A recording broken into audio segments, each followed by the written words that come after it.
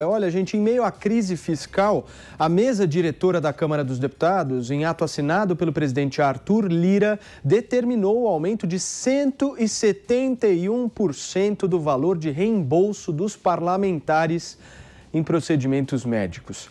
Antes da decisão, o valor máximo de ressarcimento era de 50 mil. Agora, os deputados poderão ter até 135 mil reais devolvidos pelo Poder Legislativo. A mesa diretora se baseou na variação de custo médico hospitalar, a chamada inflação médica, para estabelecer o reajuste. Agora, eu quero perguntar para vocês se essa inflação médica existe para quem nos assiste e nos ouve. Amanda, você começa.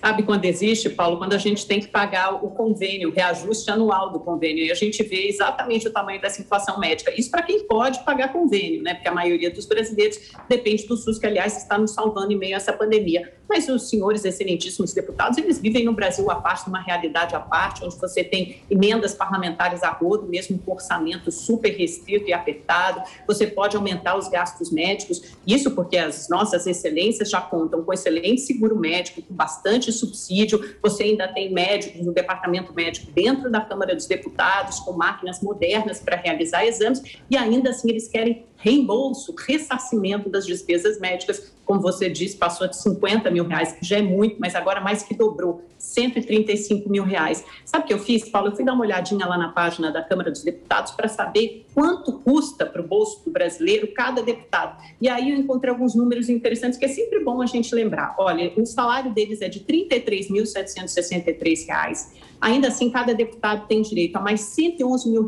por mês para pagar o salário de até 25 assessores. Uma cota parlamentar que varia de estado para estado, porque depende da distância para Brasília. Então, peguei o exemplo de São Paulo, por exemplo. São R$ 37 mil para gastar com passagens aéreas e contas de celular, né? Isso você ainda tem diárias de viagens. Se você viajar para algum lugar no Brasil, R$ 524. Viagens internacionais fora da América do Sul, $428. Ah, tem também o auxílio moradia, mais de R$ 4 mil, ou apartamento funcional. Então, tá aí as nossas excelências. Eu acho que nisso todos nós vamos concordar. São grandes privilegiados nesse país. E aí, Serrão, acho que eu não tenho nem o que te dizer sobre isso. Fala aí para mim. Não, é lamentável. E esse é o grande debate que o Brasil tem que levar à frente. Estamos agora diante da maior crise econômica da nossa história, com certeza absoluta. Bagunçou tudo, desemprego altíssimo, vamos ter muito problema na retomada econômica. Então é o momento da gente rediscutir o quanto a máquina estatal brasileira desperdiça de dinheiro, quanto gasto desnecessário ela promove, privilegiando a minoria que manda nesse país de verdade, beneficiando o tal do establishment ou estamento burocrático, cujos seus membros mandam no Brasil, as oligarquias regionais que elegem nossas excelências políticas para gastarem o dinheiro público como bem querem. Aqueles que mal organizam o orçamento público, que é uma peça de ficção. O orçamento público hoje é muito mais focado em pagar emendas parlamentares que vão financiar aventuras de deputados em suas eleições do que efetivamente fazer o investimento público em infraestrutura. Então a gente tem que ter um amplo debate sobre esses gastos exagerados, privilegiados que o gestor público tem no Brasil. Esses caras podem facilmente ficar em casa, o lockdown para eles é uma maravilha, o dinheiro, o saláriozinho no bolso, as verbas e as mordomias estão garantidas.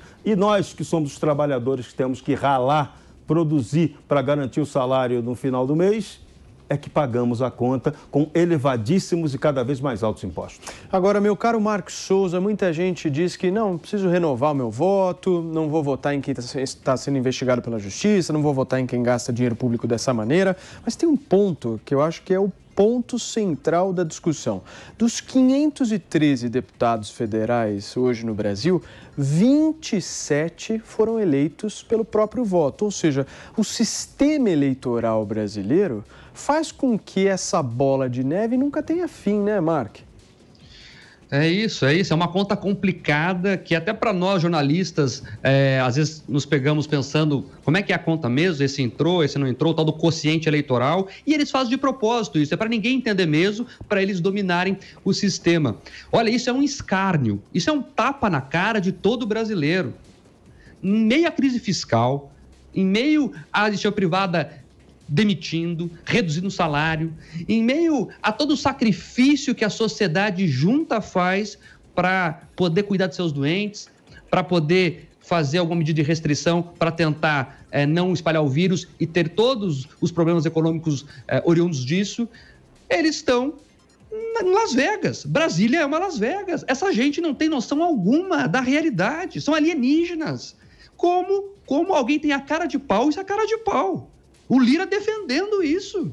Aumentou em R$85 mil para cada um no tal do reembolso de saúde. Sabe o que é o reembolso? Reembolso é as famosas notinhas, que volta e meia tem uma operação investigando aí, inclusive nota falsa, né? É só você pegar na imprensa e ver isso. Então, é a farra das notas que ganhou mais de R$85 mil para poder ser utilizado. Isso é uma vergonha, isso é um absurdo. E sabe o que me chama a atenção? Nenhum falou mal até agora, viu, Paulo? Pode me corrigir se estiver certo. Observado.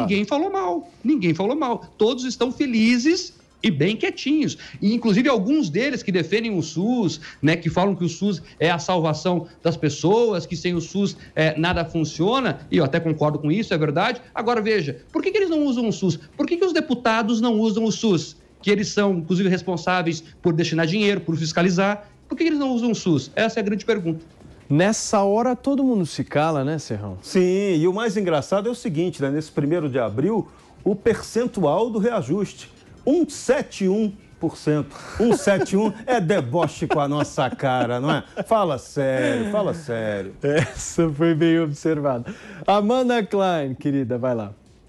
Não, eu acho que é interessante, porque nessa pauta todos nós concordamos. E eu acho que o Mark tocou num ponto muito interessante, que ele fala da farra das notas, e é exatamente isso. Muitas vezes é difícil controlar a origem dessas notas. Então, vez ou outra, a gente vê no noticiário justamente alguma informação, alguma reportagem, alguma denúncia de que essas notas são mal utilizadas. Então, é mais dinheiro que acaba entrando aí no bolo, como se fosse uma verba de gabinete. Eu acho que os deputados e senadores, os parlamentares, de uma forma geral, dão um mau exemplo ao Brasil e deram um mau exemplo durante essa pandemia porque eles não fizeram absolutamente nenhum sacrifício. Eles não abriram mão de parte dos salários, ou então podiam ter aberto mão de parte da verba do gabinete, podiam ter dado exemplos mais concretos de contribuição com o Brasil nesse momento tão difícil. Nas próprias emendas parlamentares, se a gente for olhar, o ministério que mais recebeu foi do desenvolvimento regional, ou seja, são obras nos currais eleitorais, com vistas a 2022. Ninguém está preocupado em doar para a saúde, que obviamente, ou para a educação, que são as áreas que mais precisam, que mais sofrem durante a pandemia.